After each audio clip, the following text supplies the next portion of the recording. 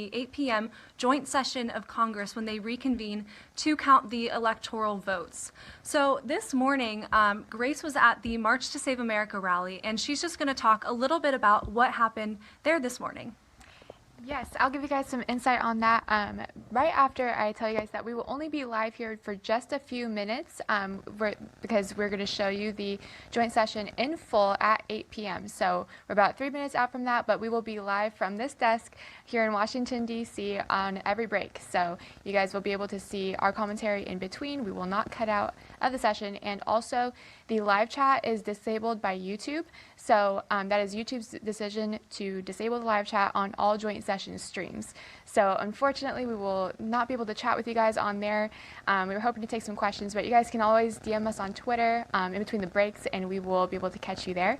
But yeah, so today's been a wild day, as President Trump said it was going to be. And it started off with the March to Save America, where President Trump arrived at 11 a.m. to speak to supporters about what would happen today.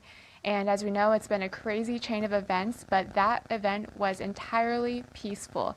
There was hundreds of thousands of patriots lined up inside the venue, tens of thousands, and then all the way back to the Washington Monument. As far as I could see, as Liz and I were there earlier telling you guys, it was an ocean of patriotic Trump supporters. So they are enthusiastic for the president, as you guys know, and then Libby was actually on the next team. So tell us about your day.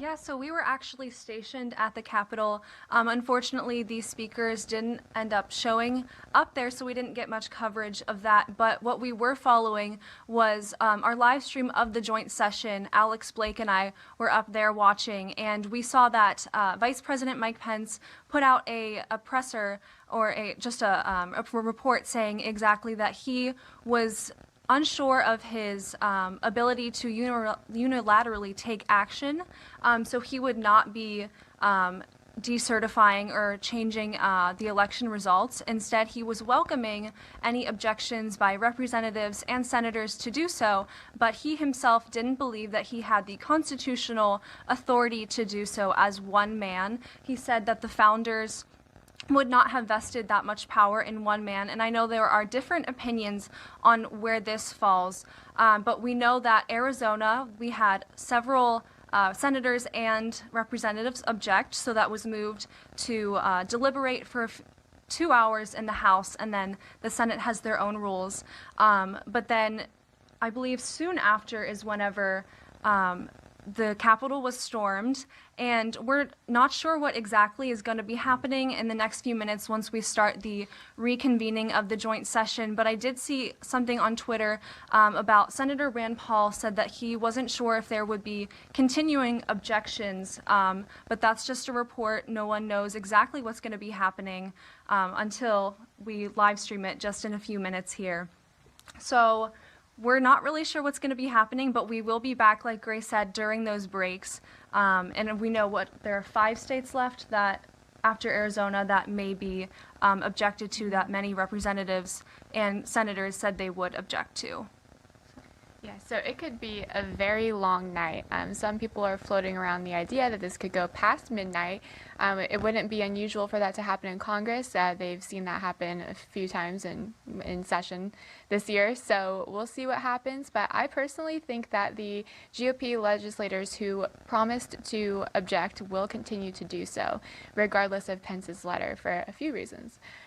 One, I think that would hurt their chances of re-election or just the future of the party. So I don't think that they would risk that, but we'll see what happens. I mean, everybody has different opinions on this.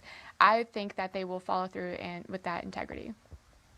Yeah, and I know something else that is interesting to follow is that in the whenever Senator Ted Cruz and I believe 11 other senators actually, their hopes were to establish a sort of electoral commission like was done in 1877 after the chaos of the 1876 election, in which there were 5 House of Representative members assigned to this electoral commission, 5 senators and 5 Supreme Court justices. So that, I think, was part of the goal, or what they wanted to be established for 10 days as a sort of emergency the audit period where they would investigate the claims of voter fraud, and then from there on, states would be given the information that they found from that investigation period, and then they would be able, those state legislatures would be able to actually make a decision from then on. But we're unsure of if that is still in play. The rules on if they need a delegation of states or if they just want a single one vote per House of Representatives or Senators is a little bit unclear in my opinion. So we will be seeing what happens with that, and we will be giving you updates as we know them.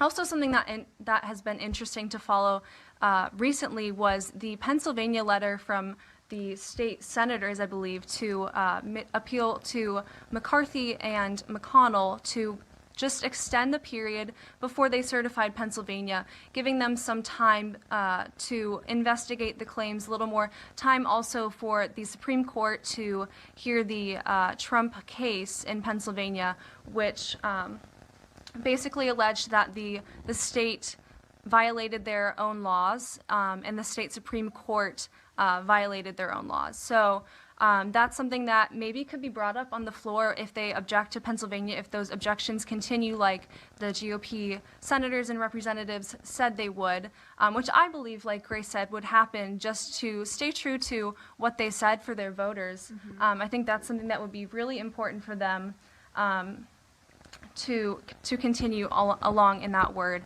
that they gave. So that's something that could happen and could be brought up on the floor whenever they do deliberate, if that happens. But we are yet to see.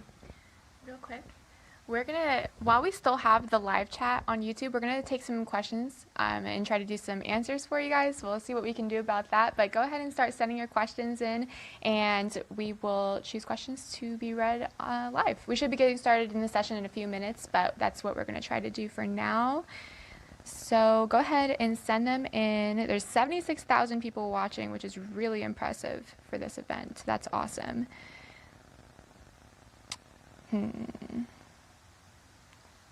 Is there? Okay. Yeah, it's working. So just, yeah, send the questions in. The chats are going really fast, so it's kind of hard for us to like stop on a question. Are they going to resume? Yes, they are resuming right now. The only reason we are talking right now is because we are waiting for them to get started. So as soon as they get started, we will show you all of it live and uninterrupted, which is the important part, because certain networks, like certain ones we all know and love in the mainstream media, don't want you to see all of it, especially right now. So we will see what happens.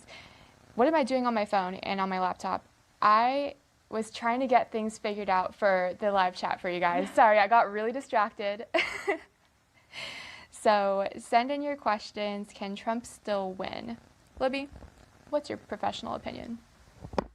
At this point, I'm not really sure, considering I think it just has to do whether representatives and senators will continue to object in this process happening tonight. I think another factor that could come into play is the fact that the AP and some other mainstream media outlets have called the two races, the two runoffs in Georgia for the Democrats, Raphael Warnock and Jon Ossoff, are projected to have won both of those seats, maybe pressuring the GOP to come to a resolution or some way to hold the line in this instance, and maybe they'll fight harder. So I think that is something, although we obviously did not want to see that, that could be something that helps put pressure on the GOP to stand up and fight. Mm-hmm. Thank you, Libby. Another question we have here that I really want to address is, why are people reporting that Trump resigned? This is misinformation. Trump has not resigned. I think you will see on Twitter if that happens. You guys should check all of your credible news outlets. There's going to be a lot of misinformation floating around over the next few days and probably coming weeks until Inauguration Day, until someone gets into office, or whether they decide if President Trump is keeping office or Joe Biden gets in. There's going to be a lot of misinformation, and that goes for all the time. So make sure that you guys are using credible sources like Red Side Broadcasting. You guys know the violence was quelled. The Capitol is secured, and the people's work continues. We condemn the violence that took place here in the strongest possible terms. We grieve the loss of life in these hallowed halls, as well as the injuries suffered by those who defended our Capitol today. And we will always be grateful to the men and women who stayed at their posts to defend this historic place. To those who wreaked havoc in our Capitol today, you did not win. Violence never wins. Freedom wins. And this is still the people's house. And as we reconvene in this chamber, the world will again witness the resilience and strength of our democracy. For even in the wake of unprecedented violence and vandalism at this Capitol, the elected representatives of the people of the United States have assembled again on the very same day to support and defend the Constitution of the United States. So may God bless the lost, the injured, and the heroes forged on this day. May God bless all who serve here and those who protect this place. And may God bless the United States of America. Let's get back to work.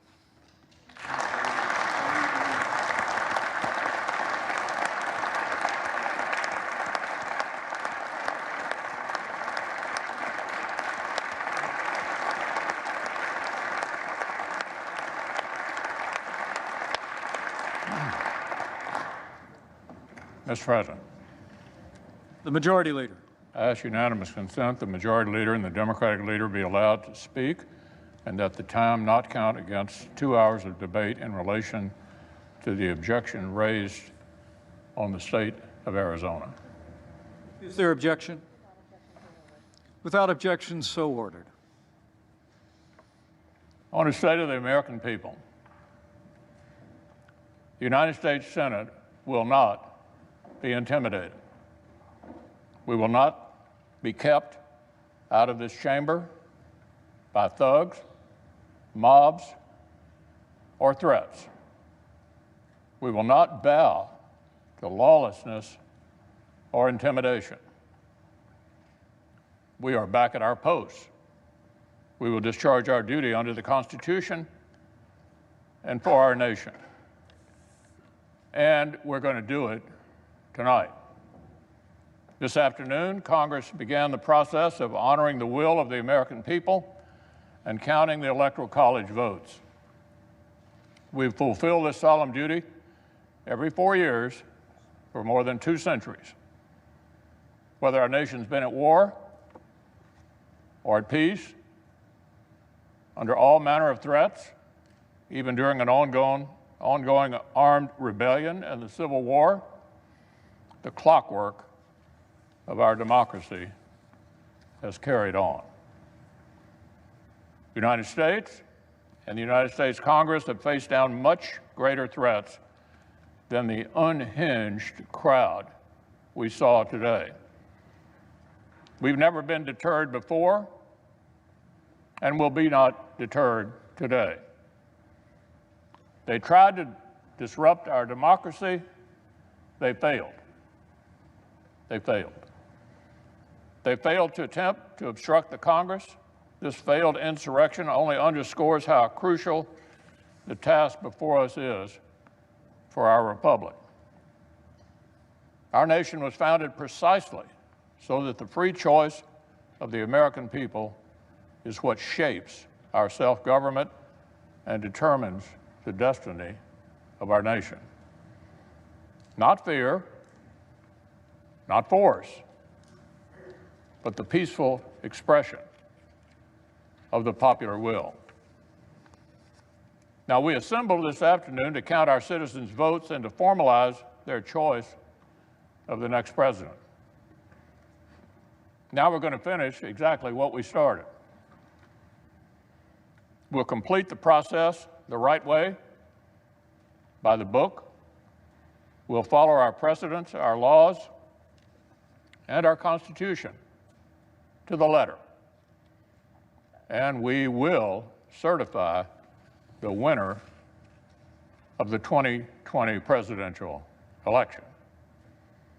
Criminal behavior will never dominate the United States Congress. This institution is resilient. Our democratic republic is strong. The American people deserve nothing less.